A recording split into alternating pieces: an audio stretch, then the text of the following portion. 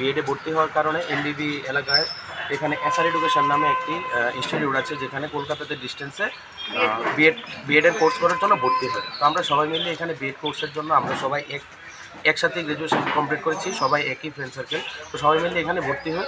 তো এখানে আসার পর এখানে থেকে বলা হয়েছিল যে আমাদের কলকাতাতে বিএডের জন্য ভর্তি করা হবে, তার বিনিময়ে কিছু টাকার প্রয়োজন, অ্যাডভান্স দিতে হবে। প্রথম আমরা 10,000 টাকা না 15,000 টাকা, প্রথম আমরা 15,000 টাকা করে দিয়েছি, তারপরে 10,000 টাকা দিয়েছি, তারপর এর জন্য স্কলারশিপের জন্য আরও 5,000 টাকার মতো দিয়েছি। টোটাল 35,000 টাকা দিয়েছি আমরা সবাই মিলে, সব মানে প্রত্যেকটা পার্সন একজন একজন করে সেরে। তো তারপর যখন আমাদের মানে কোনো এডমিশন হচ্ছে না, পেজের পর পেজ যাচ্ছে কিন্তু আমাদের কোনো এডমিশন হয়নি, তারপর আমরা এসআর এডুকেশনে এসে বলি যে আমাদের কেন এত পর্যন্ত মানে এডমিশন হয়নি। তারপর ওরা বলল যে মানে কোনো কিছু জানে না, ওদের কি এখানে কোনো একটা মানে ফ্রড হয়েছে, একজন ফ্রড করেছে। আমি তো এইসব ব্যাপারে জানি না, আমি তো এসআর এডুকেশন এসেছিলাম ভর্তি হওয়ার জন্য। তারা এখন মানে বলছে যে ওরা কোনো কিছু জানে না। যদি আমাদের সাথে এরকম হয় তাহলে মানে ইন ফিউচার অনেকগুলি স্টুডেন্টের সাথে এরকম হতে পারে, কারণ আমরা তো এখানে ভর্তি হওয়ার জন্য এসেছিলাম। তারপর দেখি কি এখন মানে এখন কোনো টাকা কোনো কিছু দেওয়া হচ্ছে না, কোনো এডমিশন দেওয়া হচ্ছে না। আমরা প্রথম বলেছিলাম যে আমাদের টাকা লাগবে না, কোনো কিছু লাগবে না, অ্যাটলিস্ট আমাদের এডমিশন করে দিই, তারা ওটাও হবে না।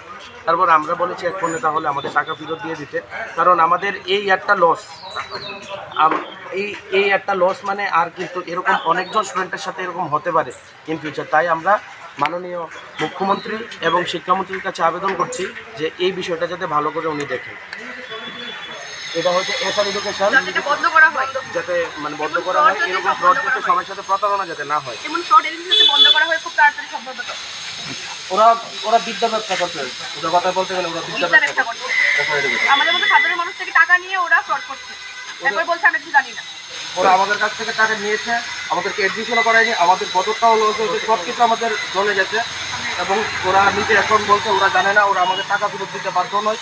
ওরা কী করবে কী না করবে ওরা আমাদের কিছু বলছে না, কোনো হেল্প করছে না। আমাদের টাকাও নিয়েছে, এমনকি আমাদের বদরটাও লস হয়ে গেছে। আমাদের ফিউচারটা এখন কোথায় গিয়ে দাঁড়াবে, এটার উত্তর কি তারা দিতে পারবে?